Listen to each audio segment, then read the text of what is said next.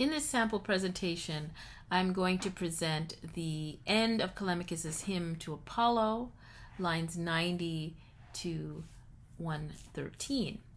I'm going to begin with an overview of the poem, then original translation of 90 to 113, then analysis of how it fits with the genre and style expected for hexameter hymn. Then I'm going to talk about some of the interests of scholars, and then I'm going to give my own analysis in relation to the questions.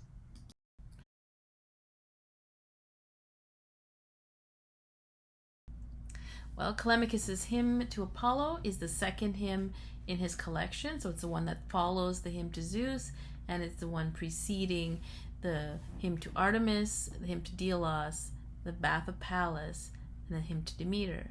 What's interesting about this is that there are three poems that are connected to Apollo, Artemis, and Leto, the three gods that are worshipped on Delos and Delphi.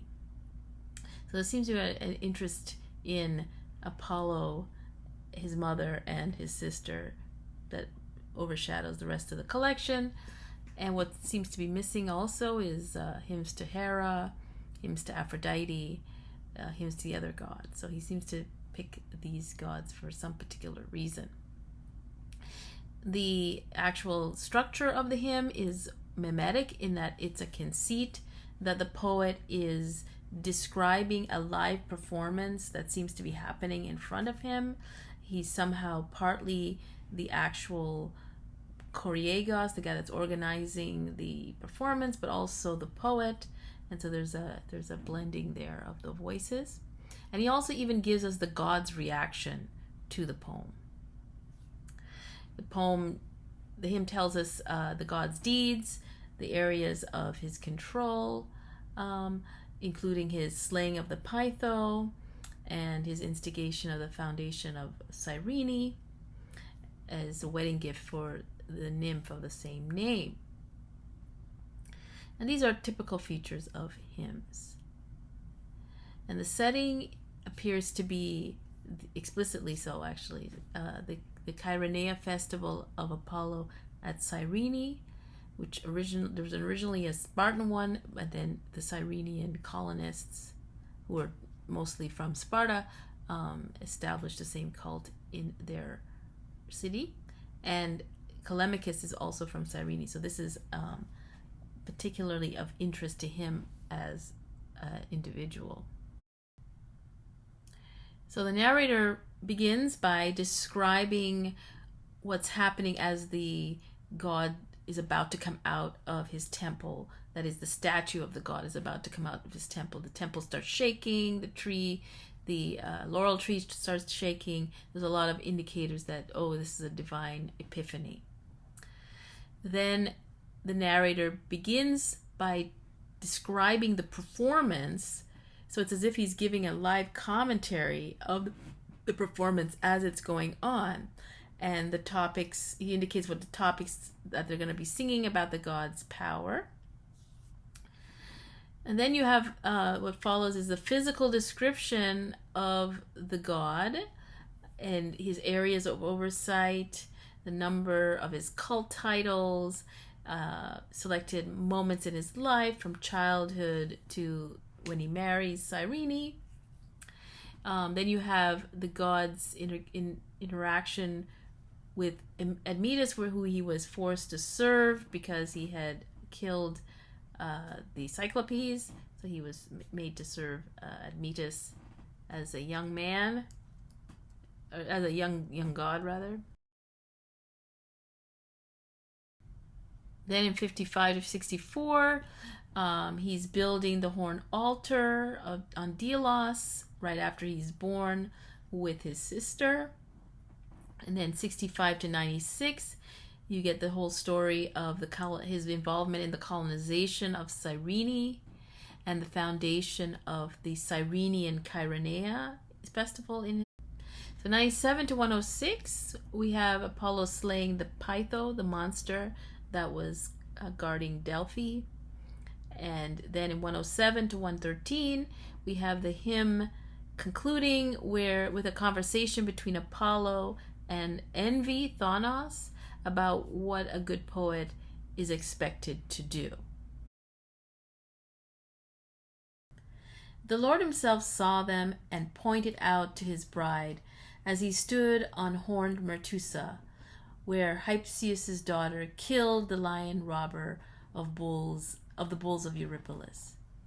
Apollo had not seen another chorus more godlike than that one, nor had he bestowed as many gifts to a city as he bestowed on Cyrene, recalling his earlier abduction of the nymph. Nor indeed do the Battiads themselves honor another god more than Phoebus. We are hearing the Aeapian because Delphian people were first to invent this hymnic refrain when you showed off the far-shooting power of your golden bows and arrows. As you were going down to Pytho, a divine beast met you, a terrible serpent.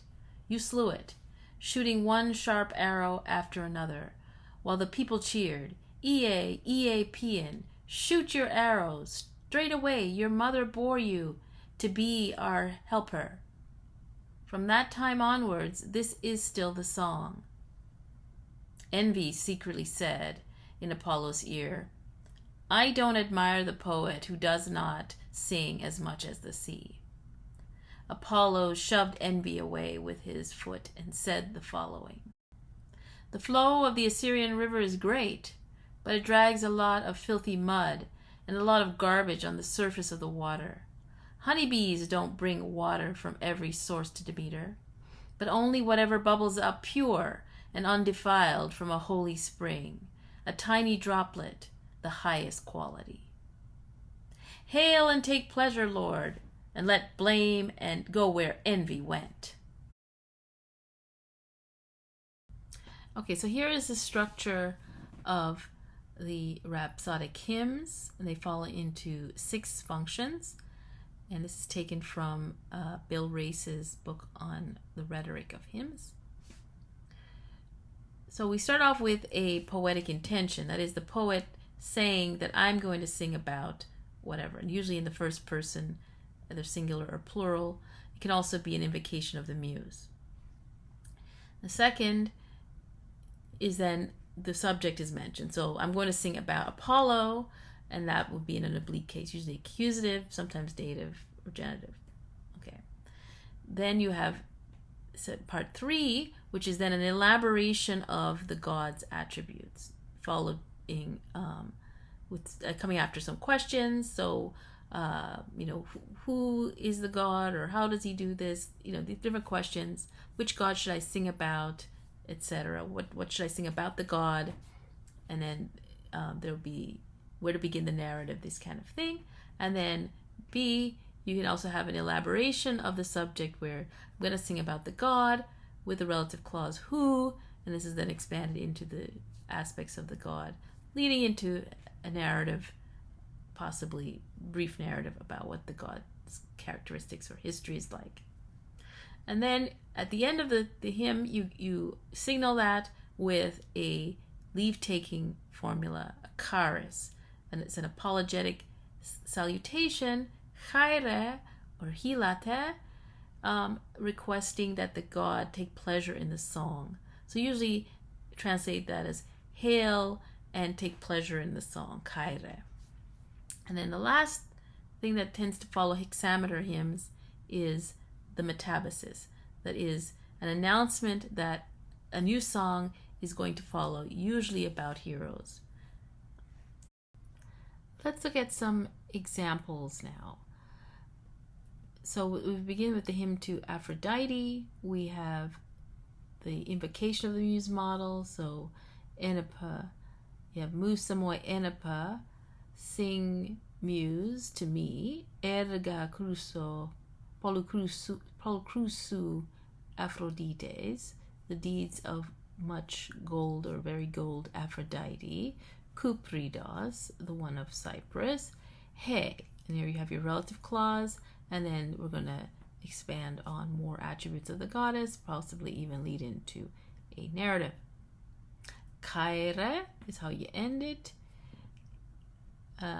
Queen goddess of well-built cypress. And then Seu de go arxamenos metabesamai alon eis humnon. So since I began from you, I will now sing another song. Then we move on to hymn to Artemis here. So again, it's another invocation style. Hymne, hymn, Artemis, muse, sister of the far shooter, Casignatain Hekatoia. She's a Parthenos. She's arrow-bearing Iran. She's an arrow carrier. Omotrophon Apollonos. So she's the same. They had the same nurse. She and Apollo had the same nurse or mother. Hey, again, relative clause. And it ends again with, and you so receive this, or hail and enjoy, Kaire. And you, goddesses also, all of you, enjoy this song. And then again, but as for me, I'm going to sing from you, Exethen Arcomet Edein. I'm going to begin from you, and I'm going to sing.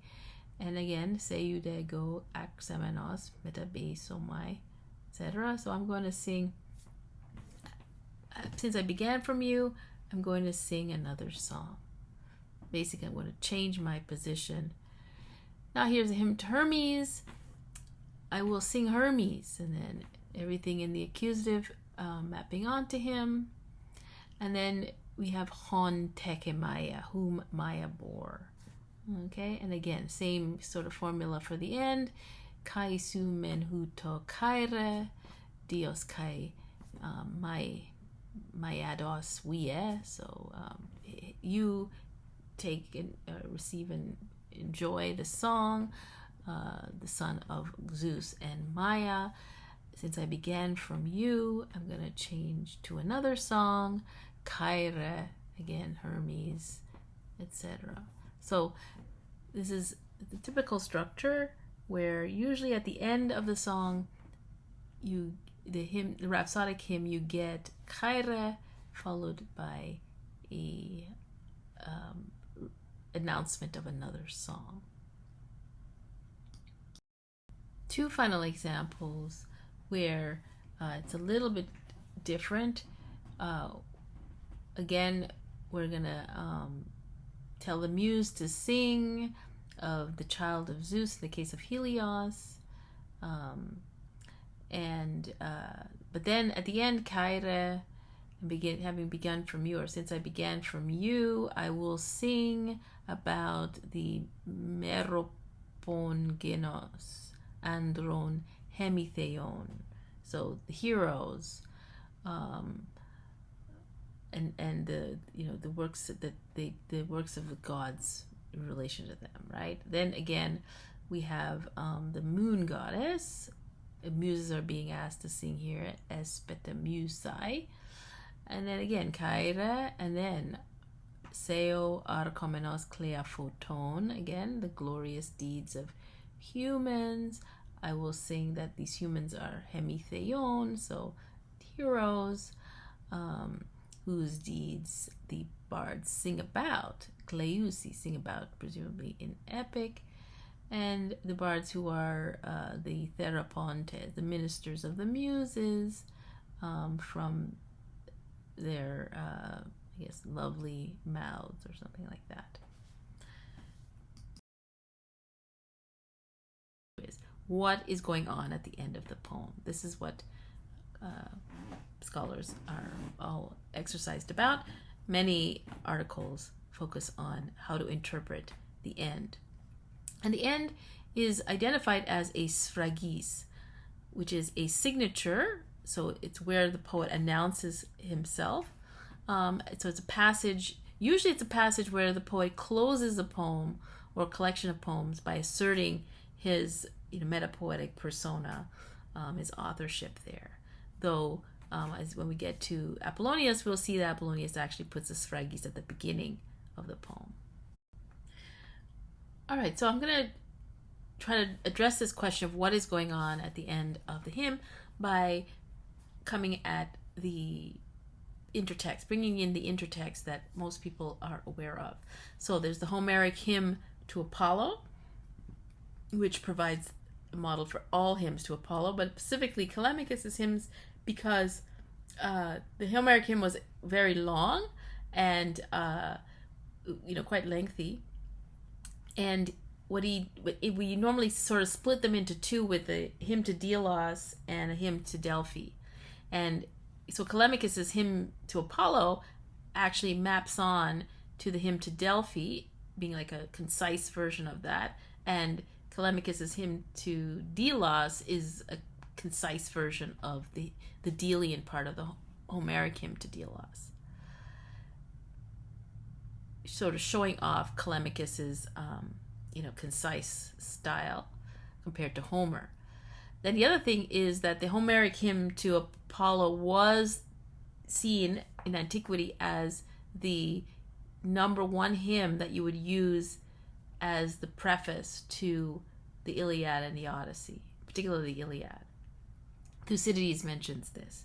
So there's something going on here where the hymn to Apollo, the Homeric hymn to Apollo, is the prelude to an epic, and what Callimachus is doing with that is going to be relevant.